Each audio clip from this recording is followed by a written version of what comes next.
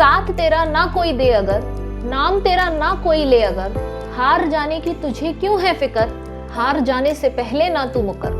अकेला है तो क्या, अकेला भी है तू काफी, हिम्मत जुटा करेगा खुदा मदद तेरी, तू करता जा बस फर्ज अदा, तू करता जा फर्ज अदा।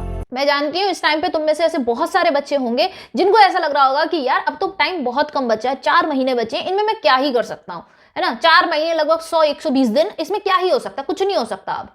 लेकिन मैं तुम्हें बताऊं, जितने भी एग्जाम में बच्चे बैठने वाले हैं उनमें से 90% बच्चे होते हैं वो इसी टाइम पे हट जाते हैं। अब तुम्हें सोचना है कि क्या तुम भी उन्हीं 90% बच्चों में आना चाहते हो। अब जो आने वाले मंथ्स हैं, जनवरी, फरवरी, मार्च, अप्रैल, ये वो 4 महीने हैं जहां तुम अपनी किस्मत अपने हाथों से लिख सकते हो।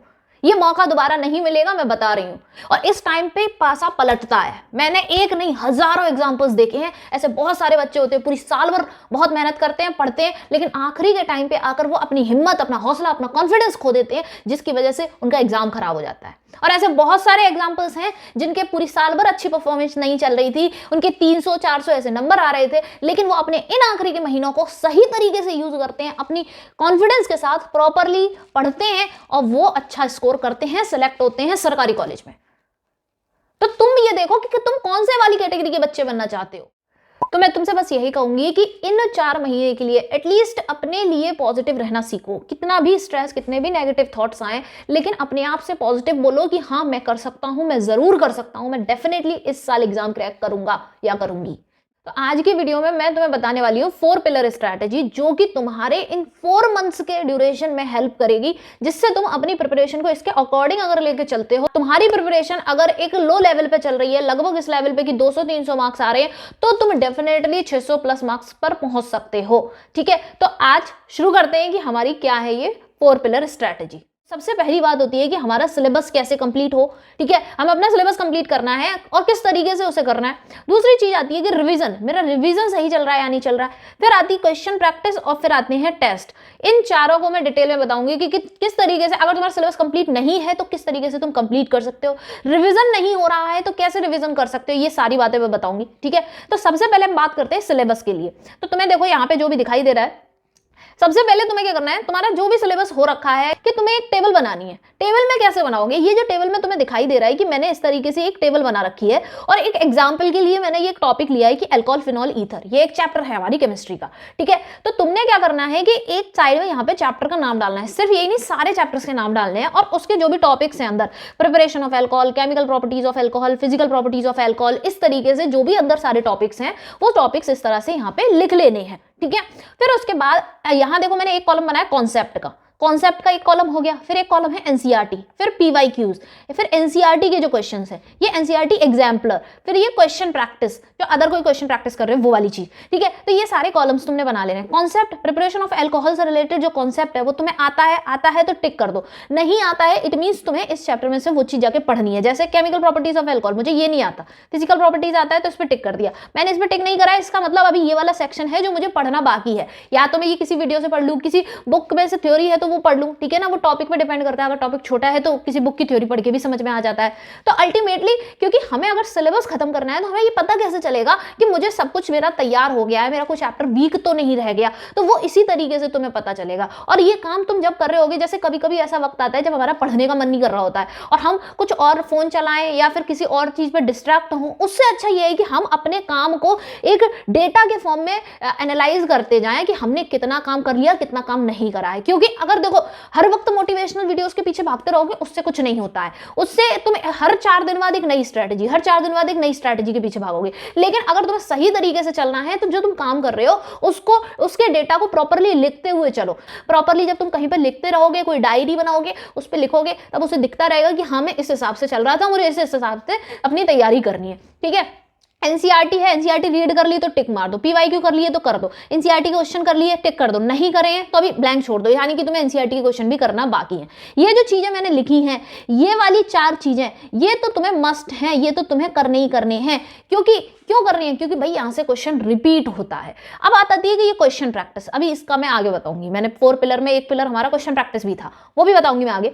दूसरा क्या है कि अगर तुम्हें ये लग रहा है कि भाई ऐसे टेबल बनाना बहुत ही ज्यादा लेंथी सा हो रहा है, स्पेशली ये टॉपिक्स लिखना, ये टॉपिक लिखना अगर तुम्हें ऐसा लग रहा है कि बहुत लेंथी हो जाएगा, इतना टाइम नहीं है, तो तुम क्या कर सकते हो, जो हमारा सिलेबस आया है है ना। नीट का जो अभी रिसेंट में नया सिलेबस रिलीज हुआ है, उस सिलेबस को प्रिंट आउट करवा लो। उसका जब तुम प्रिंट आउट करवा लोगे तो उसमें जो टॉपिक्स हैं उस पर मार्क करते जाओ, होता जाए मार्क करते जाओ, ठीक है। टॉपिक बस क्या है, यहाँ पे मैंने ऐसे ऐसे लाइन बाई लाइन ऐसे लिख रखे हैं, वहां पे पैराग्राफ में लिखे, पर क्या है कि तुम टिक करते जाओ कि ये वाला टॉपिक हो गया, ये वाला टॉपिक हो गया, क्रिस्टल क्लियर है मुझे ये वाला कॉन्सेप्ट है, ठीक है। ये वाली चीज तुम्हें अपना सिलेबस कंप्लीट कर लिया है, कितना हो गया क्या नहीं हो गया, इस चीज में हेल्प करेगी। फिर हम बात करते हैं आगे की रिविजन।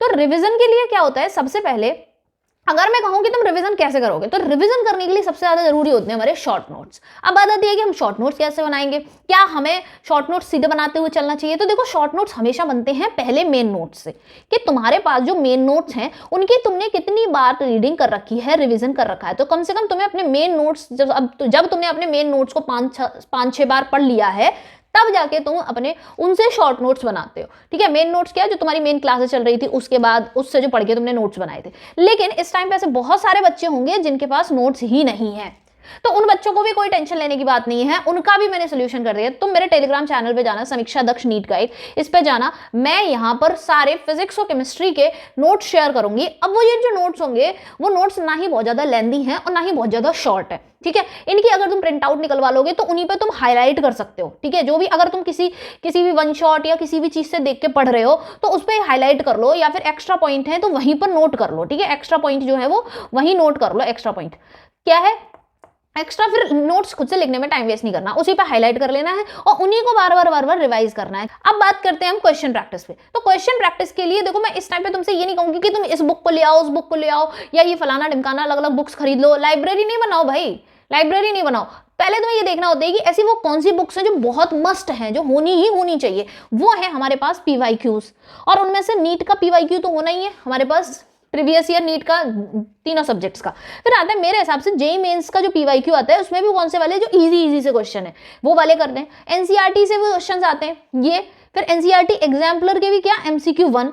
ये जो तीनों सेक्शन बताए हैं, ये करना इसलिए कंपलसरी है क्योंकि यहाँ से रिपीट होने के चांसेस बहुत ज्यादा हाई रहते हैं, यहाँ से रिपीट होने के चांसेस रहते हैं। क्वेश्चन सेम डिट्टो क्वेश्चन आ सकता है, इसलिए हम इन क्वेश्चंस को कर रहे हैं। लेकिन क्या इतने ही क्वेश्चंस करना काफी है? नहीं, तुम्हें हर चैप्टर से कम 50 से 80 क्वेश्चन करने पड़ेंगे। 50 से 80 क्वेश्चन हर चैप्टर से करने पड़ेंगे। अब इसके लिए क्या करना है, अब कोई नई बुक या कोई नया मॉड्यूल अगर तुम उठाते हो तो वो तुम्हारे लिए मुश्किल कर जाएगा। क्यों? क्योंकि बुक या मॉड्यूल में होते हैं 100-200 बहुत सारे क्वेश्चन। इतने सारे क्वेश्चन क्या होगा कि फिर पूरा भी तुम कर नहीं पाओगे, और जब पूरा नहीं कर पाते किसी काम को तो फिर वो हमेशा लैक ऑफ कॉन्फिडेंस बना रहता है। अगर तुम कोई भी काम है, छोटा काम है, अगर तुम पूरा कर लेते हो तो वो एक कॉन्फिडेंस देता है। ये जो क्वेश्चन प्रैक्टिस है विद टाइम लिमिट के साथ करना है, टाइमर लगा के, या तो टाइमर लगा के करो या फिर उस टाइम चल रहा हो, ये ध्यान रखना है, क्योंकि अब हमें हर वक्त अपना यही ध्यान रखना है। अब ये जो क्वेश्चन प्रैक्टिस और टेस्ट थे, क्वेश्चन प्रैक्टिस और टेस्ट, उसका सोल्यूशन है, उसका सोल्यूशन मैं लेके आई हूं। उसका सोल्यूशन क्या है कि मैंने लॉन्च किया है लक्ष्य टेस्ट सीरीज एंड मेंटोरशिप।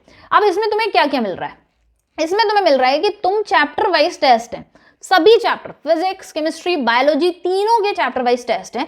तो और लगभग 3 टेस्ट हैं पर चैप्टर, ठीक है। जैसे एक टेस्ट में 15 क्वेश्चन, एक टेस्ट चैप्टर के, फिर उसके बाद दूसरे टेस्ट है उसमें 20 क्वेश्चन है, फिर 30 क्वेश्चन का टेस्ट है। तो ये इस तरह से 3 टेस्ट लगभग हो गए एक ही चैप्टर के। इस तरह से क्या हो रहा है, अभी आगे बता रही हूँ किस तरह से तुम्हें यूज करना होगा इसे।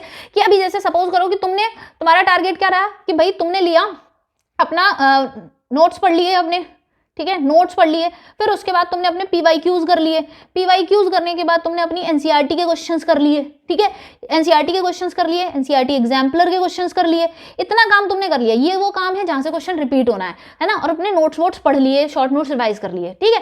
फिर उसके बाद तुम आओ और यहाँ पर ये जो क्वेश्चन प्रैक्टिस का ये इस वाले में यहाँ पर ये जो चैप्टर वाइज टेस्ट थे, इन चैप्टर वाइज टेस्ट को अटेम्प्ट करो। क्यों? क्योंकि ये जो चल रहे होंगे वो टाइम लिमिट के साथ चल रहे होंगे। टेस्ट होगा, टेस्ट चल रहा है तो भाई टाइम चल रहा है, उतने टाइम के अंदर तुम्हें वो टेस्ट सॉल्व करना है। और जब तुम वो टेस्ट सॉल्व करोगे फिर उसके बाद सही गलत तुम्हें पता चलेगा, डिटेल्ड सॉल्यूशन सब कुछ दिया हुआ है, ठीक है।